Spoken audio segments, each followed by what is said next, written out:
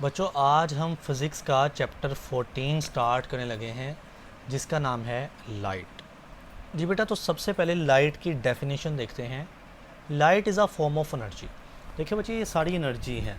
Sound पिछला chapter था, sound energy थी। हीट हमने पहले चैप्टर में पढ़ा, थर्मल एनर्जी, हीट एक एनर्जी है। लाइट अब पढ़ें, लाइट एनर्जी है। सारी फॉर्म्स हैं एनर्जी की। That travel in the form of waves, और ये भी हमने बात की हुई है पिछले लेक्चर्स में कि लाइट वेव्स होती हैं, यानी वेव्स की शक्ल में ट्रैवल करती हैं। और इनका काम क्या है? Allows us to see the world around us. हम अपने इर्द गिर्द जो देख पा रहे हैं वो सारा लाइट की वजह से। आप अपने मोबाइल, लैपटॉप या कंप्यूटर पे ये जो मेरा लेक्चर सुन रहे हो, आपको नज़र आ रहा है लेक्चर ड्यू टू लाइट। ठीक है, अगर ये लाइट एग्जिस्ट ना करती तो ना मैं इस लैपटॉप पे पढ़ा पाता और ना आप अपने डिवाइस पे सुन सकते थे। ठीक है, तो लाइट क्या है देखने के लिए ज़रूरी है। बहरहाल ये डेफिनेशन है आसान सी। उसके अलावा इस पैराग्राफ में कुछ भी नहीं आपको मिलेगा। देन आपने टॉपिक 14.1 पे आ जाना है, रिफ्लेक्शन ऑफ लाइट पे। जी बेटा, इसको प्रॉपरली शुरू करने से पहले ना मैं पूरे चैप्टर की जो बेस है, एक बात की बेस, वो आपको समझा देता हूँ। हमेशा याद रखनी चाहिए, मैं बार बार रिपीट करता भी रहूँगा। रिफ्लेक्शन ऑफ लाइट एक फिनोमेना होता है और एक रिफ्रैक्शन होता है। ठीक है, रिफ्लेक्शन लाइट की कौन करता है? मिरर करता है, मिरर।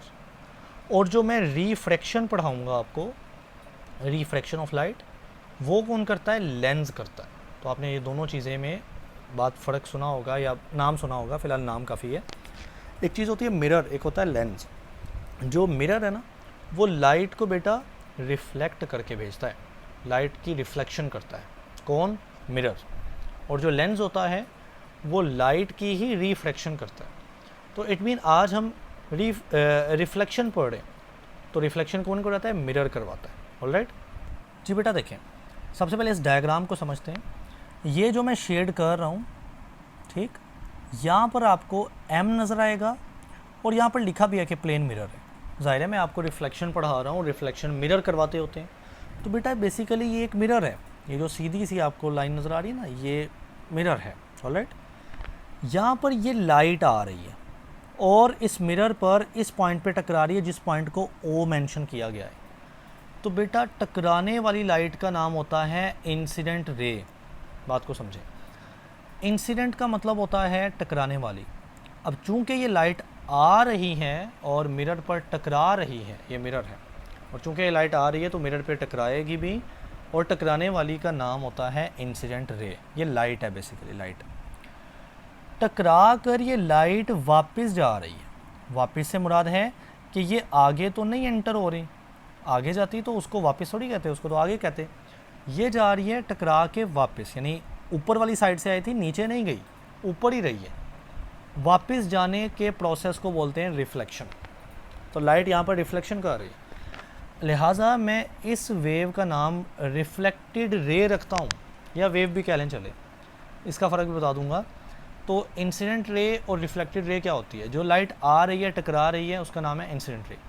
जो लाइट टकरा कर वापस जा रही है उसका नाम है रिफ्लेक्टेड रे, और इस प्रोसेस का नाम है रिफ्लेक्शन। अब यहाँ पर मज़ीद कुछ कॉन्सेप्ट देखते हैं। बेटा ये जो इंसिडेंट रे है ये एक एंगल बना रही है। चले इससे भी पहले एक और चीज़ समझते हैं। ये जो पॉइंट ओ है, ये पॉइंट क्या है? पॉइंट ऑफ रिफ्लेक्शन है, क्योंकि इस पॉइंट पर रिफ्लेक्शन हो रही है, लाइट आ रही है, इस पॉइंट से ही वो वापस फिर रही है या वापस जा रही है। तो बेटा ये पॉइंट ओ क्या है? पॉइंट ऑफ रिफ्लेक्शन इसको बोलते हैं। अब पॉइंट ऑफ रिफ्लेक्शन के ऊपर मैंने ये एक नॉर्मल लाइन ड्रा की। नॉर्मल ये डॉट लाइन नज़र आ रही है आपको, ये सीधी लाइन है जो कि पॉइंट ऑफ रिफ्लेक्शन के ऊपर ड्रा की, और इस प्लेन मिरर की सरफेस के ऊपर ड्रा की मैंने। तो प्लेन मिरर की सरफेस पर पॉइंट ओ, जिसका नाम है पॉइंट ऑफ रिफ्लेक्शन, वहाँ पर हमने बेटा ये सीधी डॉट वाली लाइन बनाई है, और इस लाइन का क्या नाम है? नॉर्मल है।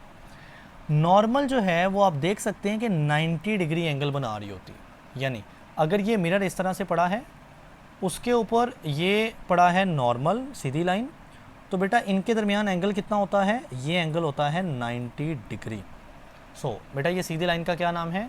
नॉर्मल है, और ये पड़ा हुआ है मिरर। तो नॉर्मल कौन सी लाइन होती है?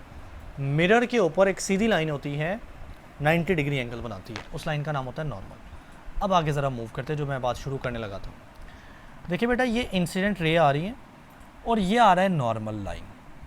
इनके दरमियान में आपको यहाँ पर करके ये एंगल मिल रहा है, ये एंगल बन रहा है। ये नॉर्मल लाइन ये सीधी है, तो उस एंगल का नाम है एंगल ऑफ इंसिडेंस, क्योंकि ये इंसिडेंट रे बना रही है। ये एंगल कौन बना रही है? इंसिडेंट रे बना रही है। और एंगल बनता किसके साथ है? नॉर्मल के साथ। तो इन दोनों के दरमियान बनने वाले एंगल का क्या नाम होता है? Angle of incidence. ठीक है। अब बेटा, एंगल का सिंबल होता है ये एंगल का सिंबल, तो इसको एंगल ऑफ इंसिडेंस यानी ये सिंबल और साथ में आई लिख देना है। This is the angle of incidence. अब ये टकरा के इस तरह इधर को जा रही है, तो बेटा इस रे का नाम हमने रिफ्लेक्टेड रे रखा था ना, रिफ्लेक्टेड रे। और ये नॉर्मल की वही सीधी लाइन है, इनके दरमियान भी तो ये एक एंगल बन रहा है, और बेटा इसका नाम है एंगल ऑफ रिफ्लेक्शन। इसका क्या नाम है? Angle of reflection. एंगल का सिंबल तो ये होता है, मैंने आपको बताया। तो आर यानी रिफ्लेक्शन, तो ये बन गया एंगल ऑफ रिफ्लेक्शन। ऑलराइट जी बेटा, मैं एक और मज़े की बात बताता हूँ, देन रीड करते हैं। ये जो आई है जिसका नाम है एंगल ऑफ इंसिडेंस, और ये जो आर है जिसका नाम है एंगल ऑफ रिफ्लेक्शन, ये बराबर होते हैं हमेशा। जब भी हमने जितने भी एक्सपेरिमेंट किए ना लाइफ में, या कोई भी साइंटिस्ट ने किए, उसने हमेशा ये पाया कि angle of incidence angle of reflection की हमेशा बराबर ही आ रहा होता है। ठीक है जी बेटा, आप थोड़ी सी रीडिंग करते हैं। Reflection of light takes place. Reflection तब होती है when light hits a surface, जब लाइट आ रही है एक सरफेस यानी मिरर को हिट कर रही है, एंड बाउंस बैक, और वो वापस चली जाती है। Instead of passing through it, बजाय कि वो आगे इसमें से पास करके आगे गुजरती, ऐसा वो नहीं करती, वो वापस बाउंस बैक करती है। ठीक है। अब ये कब होता है, ये कहाँ होता है? This usually occurs on smooth shiny surface such as mirror. तो ये होता है मिरर के ऊपर, जो कि स्मूथ होता है और शाइनी, उसमें से चमक भी बनती है जब लाइट उस पर पड़ती है। अब देखें, कहता है the angle eight which light strike the surface, angle of incidence उसका नाम। ये लाइट आगे से स्ट्राइक कर रही है ना, टकरा रही है, तो बेटा ये एंगल बना रही है, कौन सा? उसका नाम है angle of incidence. Is always equal, वो हमेशा एंगल ये बराबर होता है, टू द एंगल, उस एंगल के बराबर होता है, विच इट रिफ्लेक्ट यानी एंगल ऑफ रिफ्लेक्शन के बराबर होता है। तो बेटा ये रिफ्लेक्टेड रे जा रही है और ये बना रही है एंगल ऑफ रिफ्लेक्शन, तो कहता है ये जो एंगल ऑफ इंसिडेंस है ये एंगल ऑफ रिफ्लेक्शन के हमेशा बराबर होता है। अब यहाँ पर मैं आपको ना इस डायग्राम से एक बड़ा इंपॉर्टेंट शॉर्ट कवर करवाना चाहता हूँ। रेगुलर या स्पेक्युलर रिफ्लेक्शन, और रेगुलर का अपोजिट इरेगुलर, और स्पेक्युलर का अपोजिट डिफ्यूज्ड रिफ्लेक्शन। अब देखिए, पहला जो सवाल है ना वो यहाँ से लेकर यहाँ तक है, और साथ में डायग्राम ये वाली है, और सवाल अगर आ जाता है कि what is reflection of light. Alright, so यहाँ पर अब बेसिकली अब हमने शुरू कर दिया है। रिफ्लेक्शन की 2 टाइप्स होती हैं, रेगुलर रिफ्लेक्शन और इरेगुलर रिफ्लेक्शन। हाँ, उनके दूसरे नाम हैं।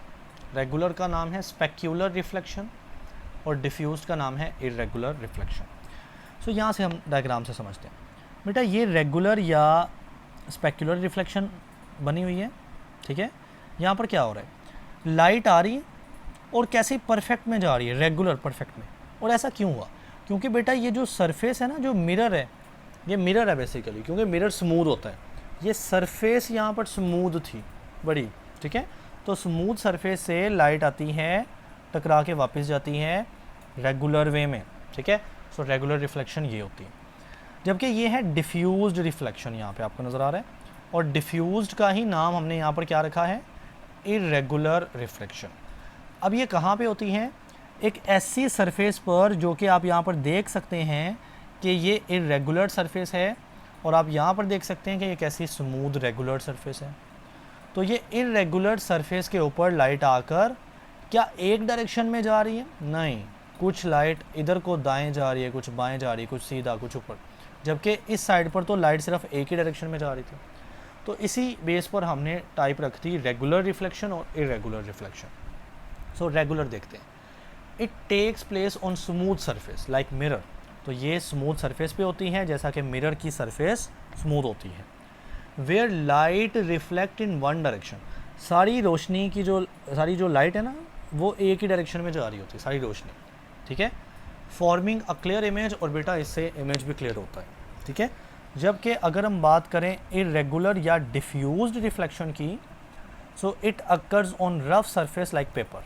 जैसा कि पेपर इतना स्मूथ नहीं ना होता जैसा कि मिरर होता है। तो ये एक रफ सरफेस के ऊपर होती है, जैसा कि पेपर के ऊपर sorry, where light scatter in different direction. तो लाइट डिफरेंट डायरेक्शन में स्कैटर यानी फैल जाती है। सो बेटा no clear image is seen, तो यहाँ पर इमेज लाइट की अच्छी नहीं बनती, क्लियर नहीं बनती। बेटा उसके बाद ये जो 2 लाइनें हैं ना, ये जस्ट रीड कर लेना, इसमें से कुछ भी नहीं आएगा इंशाल्लाह। उसके बाद हमारे पास है लॉज ऑफ रिफ्लेक्शन। अच्छा मैं बताता चलूँ, ये लॉन्ग भी बन सकता है, रिफ्लेक्शन ऑफ लाइट लॉन्ग भी हमने देखा है और बन सकता है, और उसमें ये जो शॉर्ट है ये साथ साथ बता रहा हूँ, जैसे ये टाइप्स ऑफ रिफ्लेक्शन मैंने बताया। And then laws of reflection. Laws reflection के 2 हैं। लॉज मतलब कानून, उसूल। तो रिफ्लेक्शन के 2 रूल्स हैं। जी बेटा पहले हम दूसरा रूल समझते हैं, देन हम पहला समझते हैं। अब दूसरा रूल क्या है, वही जो मैं आपको पढ़ा चुका हूँ कि ये जो एंगल ऑफ इंसिडेंस ये बन रहा है ना, और एंगल ऑफ रिफ्लेक्शन ये बन रहा है, ये बच्चे आपस में बराबर होने हैं। तो रिफ्लेक्शन का जो दूसरा रूल हमारी बुक में डिस्कस्ड है, जो मैं पहले पढ़ा रहा हूँ, वो क्या है, एंगल ऑफ इंसिडेंस और एंगल ऑफ रिफ्लेक्शन का बराबर होना। तो कहता है कि दूसरा रूल या सेकंड लॉ क्या है, angle of incidence i is equal always equal to angle of reflection, ये हमेशा बराबर होते हैं। तो मैंने आपको बताया एंगल के लिए ये सिंबल होता है, लिहाजा एंगल ऑफ इंसिडेंस बराबर है एंगल ऑफ रिफ्लेक्शन के। ठीक है, बाकी यहाँ भी आपने देख लेना है, ये भी कुछ इतना खास नहीं। अभी पहला लॉ समझना बाकी है। जी बेटा पहला लॉ जो है ना वो इतना कोई मुश्किल नहीं है, इंशाल्लाह समझ आएगी। ये इंसिडेंट रे यानी लाइट ऐसे आ रही थी टकराने वाली, ये रिफ्लेक्टेड रे यानी टकरा के लाइट ऐसे चली गई। ठीक, ये 2 लाइट की रेज हैं। तीसरी यहाँ पर ये नॉर्मल की एक लाइन है। ये तीनों जो लाइनें हैं ना, और नॉर्मल मैंने आपको बताया था नॉर्मल कितना एंगल बनाती है, 90 डिग्री का एंगल बनाती है मिरर के साथ, यानी एक सरफेस है उस सरफेस के साथ 90 डिग्री एंगल बनाती है। कहाँ पर, इस पॉइंट पर जहाँ पे रिफ्लेक्शन हो रही है, पॉइंट ऑफ रिफ्लेक्शन के ऊपर। बहरहाल इंसिडेंट रे, नॉर्मल और रिफ्लेक्टेड रे, क्या तीनों आप एक पेज पे ड्रा कर पा रहे हो?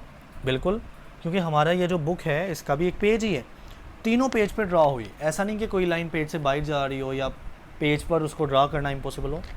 अब पेज जो है ना वो एक प्लेन है, हमारा ये जो पेज है वो एक प्लेन है। ठीक है, तो यही पहला लॉ है कि इंसिडेंट रे, नॉर्मल की लाइन, रिफ्लेक्टेड रे, ये तीनों लाइनें एक ही प्लेन के ऊपर ड्रा हो सकती हैं और होती भी हैं। ये पहला लॉ है। सो पहला लॉ देख लेते हैं, the incident ray, the reflected ray और जो नॉर्मल लाइन है, ब्रैकेट बाद में देखते हैं, all lie in the same plane, ये तीनों एक ही प्लेन में लाए यानी मौजूद होती। ठीक है, यहाँ पर लाई का मतलब क्या है, मौजूद होना। अब उसने नॉर्मल की डेफिनेशन लिखी हुई है जो आप याद कर लेना। ये एक लाइन होती है नॉर्मल, जिसको हम ड्रा करते हैं परपेंडिकुलर टू द सरफेस, यानी सरफेस मिरर जैसा कि है उसके परपेंडिकुलर आप एक लाइन बना देते हो और उसका नाम है नॉर्मल। और सरफेस के ऊपर किस पॉइंट पर, at the point of reflection, जिस पॉइंट पे रिफ्लेक्शन हो रही होती है।